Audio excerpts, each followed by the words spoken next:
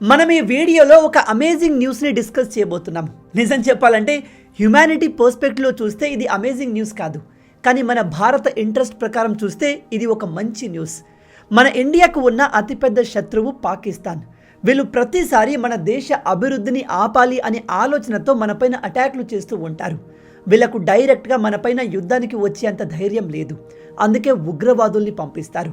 ఇవన్నీ చూసి భారత్ విసిగిపోయి చివరికి ఆపరేషన్ సింధూర్ స్టార్ట్ చేసింది. నిజం చెప్తున్నాను, ఆపరేషన్ సింధూర్ పాకిస్తాన్ వెన్నులో వణుకు పుట్టించింది.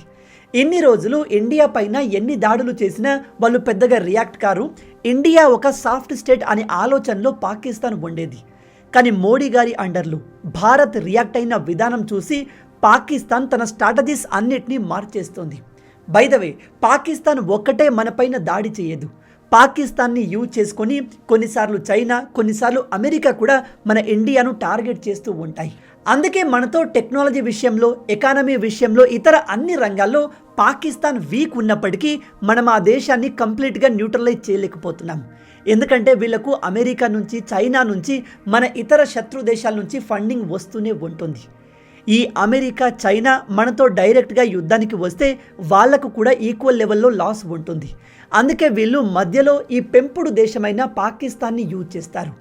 ఈ విషయాన్ని పాకిస్తాన్ డిఫెన్స్ మినిస్టర్ ఖ్వాజా ఆసిఫ్ కూడా చాలాసార్లు ఇంటర్నేషనల్ మీడియా ముందు ఒప్పేసుకున్నాడు.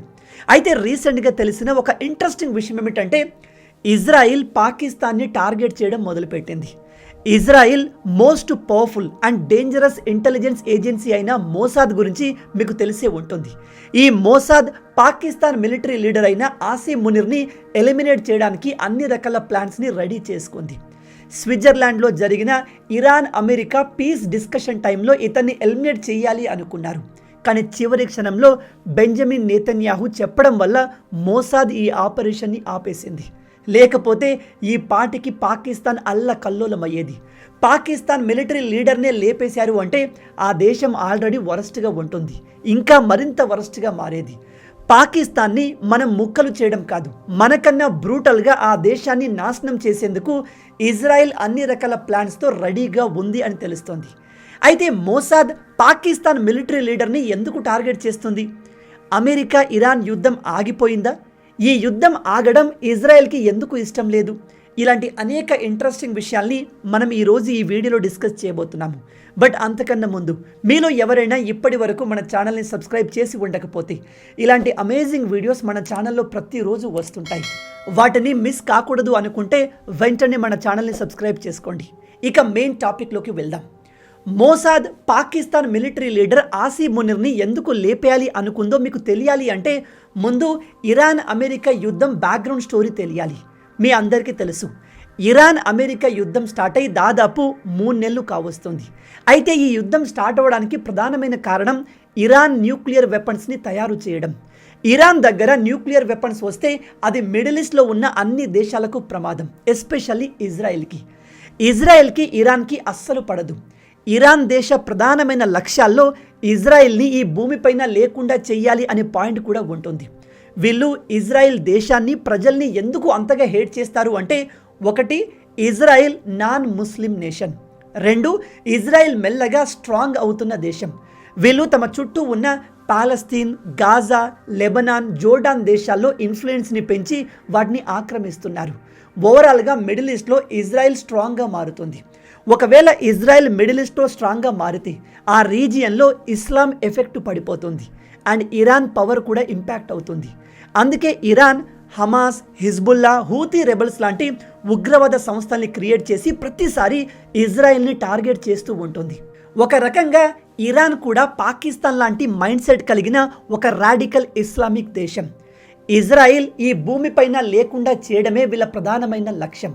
ఇరాన్ లాంటి ఒక అతిపెద్ద దేశం ఇజ్రాయెల్ గురించి ఇలాంటి ఒపీనియన్ కలిగినప్పుడు మరి ఇజ్రాయెల్ ఎంత జాగ్రత్తగా ఉండాలో ఆలోచించండి. ఇరాన్ ఎన్ని విధాలుగా ఇజ్రాయెల్ పైన దాడులు చేసినా వాటిని ఇజ్రాయెల్ చాలా ఈజీగా ట్యాకిల్ చేసింది. ఎందుకంటే ఈ రీజియన్ మొత్తంలో Israel powerful country, advance technology కలిగిన కంట్రీ. అందుకే ఇరాన్ ఇలా చిన్న చిన్న మిసైల్స్, డ్రోన్స్, ఉగ్రవాదులతో ఇజ్రాయెల్ని నాశనం చేయలేము.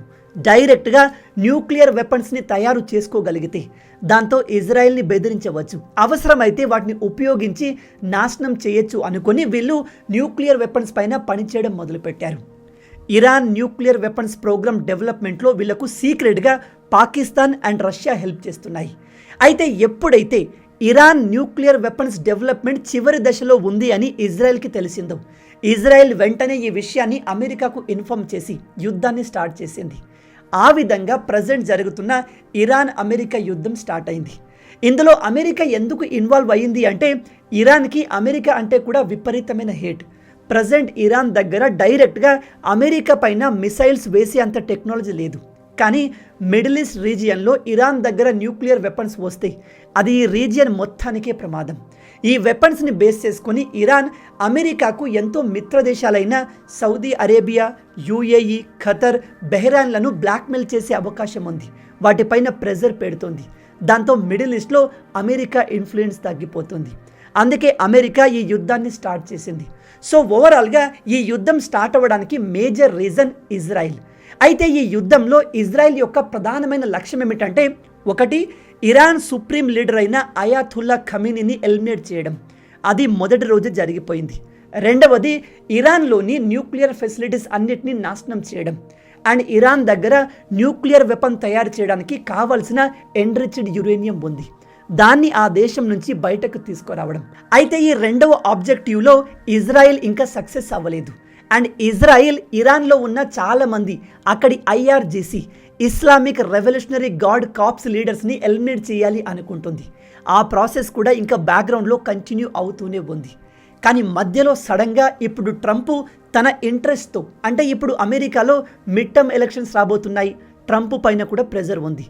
అందుకే ఇతను ఎలాగైనా సరే ఈ యుద్ధాన్ని ఇంకా కంటిన్యూ చేస్తే నాకే నష్టం అనుకొని ఇరాన్తో పీస్ డీల్ చేసుకున్నాడు. ఇది ఇజ్రాయెల్కి అస్సలు నచ్చలేదు. అందుకే ఇజ్రాయెల్ ఈ పీస్ డీల్ని క్యాన్సిల్ చేయడానికి అనేక ప్రయత్నాలు చేసింది. ఒకవైపు అమెరికా ఇరాన్ మధ్య పీస్ డిస్కషన్లు జరుగుతుంటే ఇజ్రాయెల్ లెబనాన్ పైన బాంబుల వర్షం కురిపించింది. 100 మంది హిజ్బుల్లా ఉగ్రవాదుల్ని ఎలిమినేట్ చేసింది. అయినా కూడా ఈ డిస్కషన్లు ఆగలేదు. రీసెంట్గా జూన్ 17న ఇరాన్ అండ్ అమెరికా మధ్య స్విట్జర్లాండ్లో ఒక ఎంఓయూ జరిగింది. దాని ప్రకారం దాదాపు 60 రోజుల వరకు ఇరాన్ అమెరికా ఒకరిపై ఒకరు దాడులు చేయకూడదు. అండ్ స్ట్రేట్ ఆఫ్ హార్ముజ్ కంప్లీట్గా ఓపెన్ చేయాలి. దాన్ని అమెరికా బ్లాక్ చేయకూడదు, ఇరాన్ కూడా బ్లాక్ చేయకూడదు. 60 రోజుల వరకు ఈ పీస్ డీల్ యాక్టివ్గా ఉంటే ఆ తర్వాత పర్మనెంట్ పీస్ అగ్రిమెంట్ జరిగే అవకాశం ఉండేది. అయితే ఇక్కడ ఈ ఇజ్రాయెల్ పాకిస్తాన్ మిలిటరీ లీడర్ని టార్గెట్ చేయాల్సిన అవసరం ఏమొచ్చింది అంటే, ఈ ఇరాన్ అమెరికా పీస్ డీల్ జరగడంలో ఆసిమ్ మునీర్ ప్రధానమైన పాత్ర పోషించాడు. ఎందుకు అంటే ఆసిమ్ మునీర్కి ఆల్రెడీ ఇరాన్తో డీప్ కనెక్షన్స్ ఉన్నాయి. ఎస్పెషల్లీ ఇరాన్లోని రాడికల్ మిలిటరీ గ్రూప్ అయిన ఐఆర్జీసీతో ఇతనికి కనెక్షన్స్ ఉన్నాయి. ఇతను ప్రీవియస్లో వాళ్ళతో క్లోజ్గా పనిచేశాడు. ఈ విషయం ఇజ్రాయెల్కి తెలుసు. అందుకే ఈ పీస్ డీల్ని ఆపాలి అంటే ఆసిమ్ మునీర్ గారిని ఎలిమినేట్ చేయాలి అని మోసాద్ డిసైడ్ అయి దానికి తగ్గ బ్యాక్గ్రౌండ్ వర్క్ని కూడా కంప్లీట్ చేసింది. కానీ లాస్ట్ మినిట్లో ఈ ఆపరేషన్ని ఆపేశారు. ఈ విషయాన్ని బ్రెజిల్కి చెందిన ఒక ఫేమస్ జర్నలిస్ట్ పేపే ఎస్కోబార్ రీసెంట్గా తన పాడ్కాస్ట్లో రివీల్ చేశాడు. ఇప్పుడు మీకు డౌట్ రావచ్చు, బ్రదర్, ఇజ్రాయెల్కి అమెరికా ఇరాన్ మధ్య జరుగుతున్న పీస్ డీల్ని ఆపాల్సిన అవసరం ఏముంది అని. ఏముంది అంటే, ఒకవేళ ఈ యుద్ధం ఆగిపోతే ఇజ్రాయెల్ వీక్ అయిపోతుంది. ఈ రీజియన్లో ఇరాన్ పవర్ఫుల్గా మారుతుంది. అండ్ ఈ యుద్ధంలో ఇజ్రాయెల్ అనుకున్న ఆబ్జెక్టివ్స్ ఏవి కూడా క్లియర్ అవ్వలేదు. ఇరాన్ ఇప్పటికీ న్యూక్లియర్ వెపన్స్ పైన పనిచేస్తుంది. దాన్ని ఆపడమే ఈ యుద్ధం స్టార్ట్ చేయడానికి ప్రధానమైన కారణం. సో మెయిన్ ఆబ్జెక్టివ్ అచీవ్ కానప్పుడు ఈ యుద్ధం ఆగిపోతే ఈ యుద్ధంలో మేజర్గా ఇజ్రాయెల్ ఓడిపోయినట్టు. అండ్ ఈ యుద్ధం ఆగిపోతే ఇజ్రాయెల్ ప్రైమ్ మినిస్టర్ అయిన బెంజమిన్ నేతన్యాహు పైన వాళ్ళ దేశ అపోజిషన్ పార్టీస్ నుంచి విపరీతమైన ప్రెజర్ ఉంటుంది.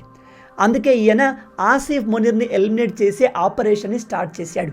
మరి దాని చివర్లో ఎందుకు ఆపేశారు అంటే, ఈ ఆపరేషన్ గురించి అమెరికన్ సిఐఏకి తెలిసినప్పుడు ట్రంప్కి బెంజమిన్ నేతన్యాహుకి మధ్య హీటెడ్ ఆర్గ్యుమెంట్ జరిగింది అని నిపుణులు చెబుతున్నారు.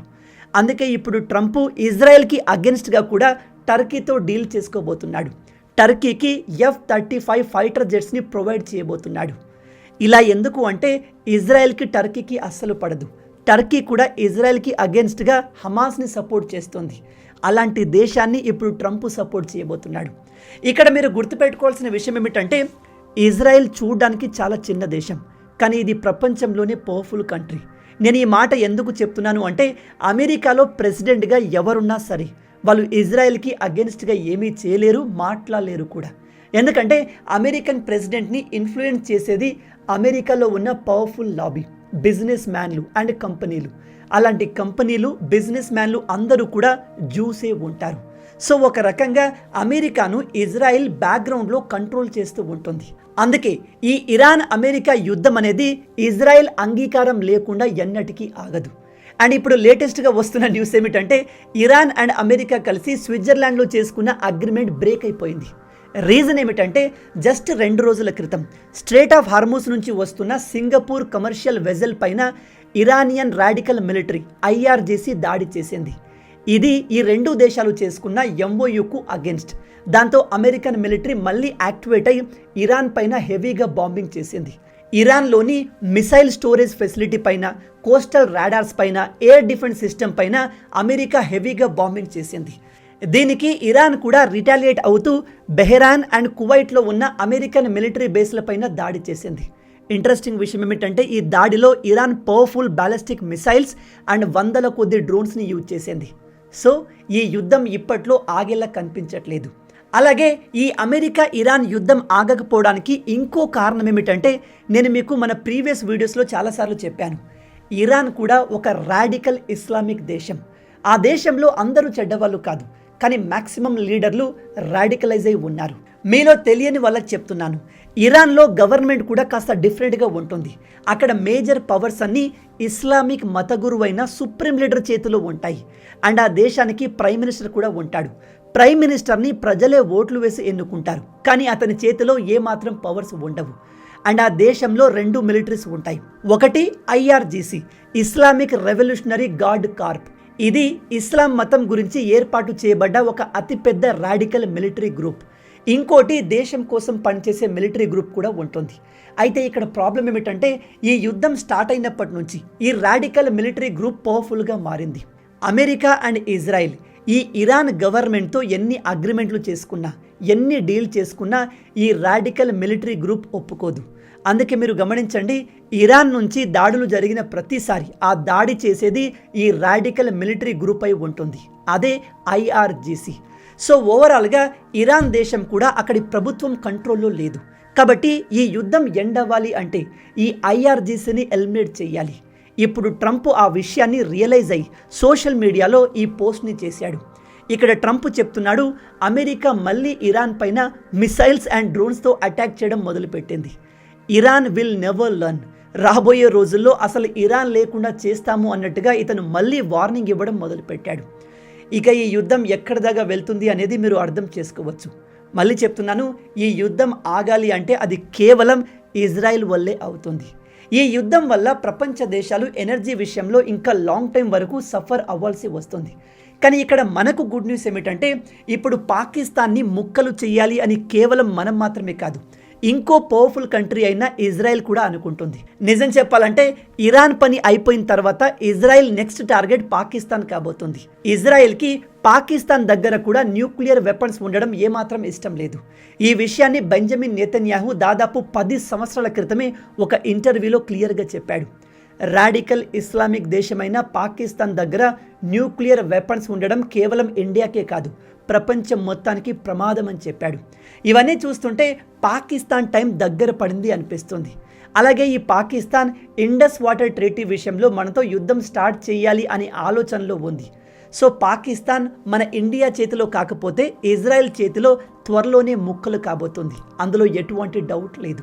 అయితే ఇక్కడ నేను అనుకునేది ఏమిటంటే పాకిస్తాన్ అనే చీడ పురుగు మిడిల్ ఈస్ట్లో డిస్టర్బెన్స్ని క్రియేట్ చేస్తుంది, అలాగే సౌత్ ఏషియా దేశాలకు కూడా తలనొప్పిగా మారింది. కాబట్టి ఈ దేశాన్ని న్యూట్రలైజ్ చేయడానికి ఇజ్రాయెల్ అండ్ మన ఇండియా కలిసి పనిచేస్తే ఎలా ఉంటుంది? మన 2 దేశాలు కలిసి పాకిస్తాన్ని టార్గెట్ చేస్తే ఆ దేశ పరిస్థితి ఏమవుతుంది? మీ ఆలోచనల్ని కింద కామెంట్లో చెప్పండి. మొత్తంగా ఇవి ఈ వీడియోకి సంబంధించిన పూర్తి విషయాలు. ఈ వీడియో మీకు నచ్చింది అనుకుంటున్నాను. నచ్చితే అలా ఊరికే చూసి వెళ్ళిపోకుండా వీడియోని లైక్ చేయండి. మన తెలుగు యువతను ఎంత వీలైతే అంత దేశభక్తులుగా మార్చాలి అనే మిషన్తో పనిచేస్తున్నాము. మన ఛానల్ని సబ్స్క్రైబ్ చేసుకొని ఆ మిషన్లో మీరు భాగం అవ్వండి. రాబోయే వీడియోలో ఇంకో ఇంట్రెస్టింగ్ టాపిక్తో మళ్ళీ కలుద్దాం. అంటిల్ దెన్, జై హింద్, జై భారత్, భారత్ మాతాకి జై.